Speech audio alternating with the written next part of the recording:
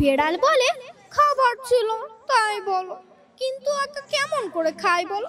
সুপ্রিয় দর্শক বিন্দু, আমরা এখন আছি শিশু উৎসবে। এখানে এসে একটি বন্ধুর সাথে দেখা হয়ে গেল। চলুন দেখি বন্ধু এখানে কেন আসছে। বন্ধু, তোমার নাম? মুমতাহিনা বিনতে রমেশ।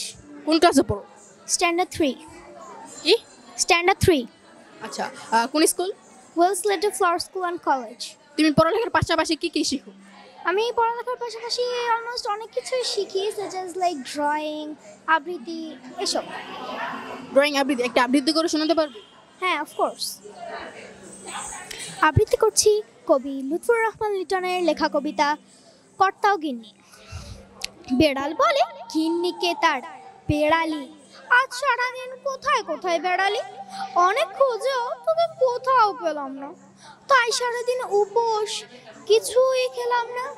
গিন্নি বলে কাণ্ড দেখো মিনসের, হাড়ির ভেতরে দুধ ছিল গো 3 সের, শান্তে ভরা শুটকি মাছের ভর্তা, তবু তুমি খাওনি কেন কর্তা।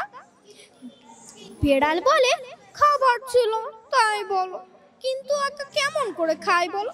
গিন্নি বলে ঘাট হয়েছে ম্যাও, কিন্তু তুমি চোখ রাঙাচ্ছ কেউ, চোখ রাঙালে তোমার সঙ্গে আড়ি, চলে যাব কালকে বাপের বাড়ি। ধন্যবাদ।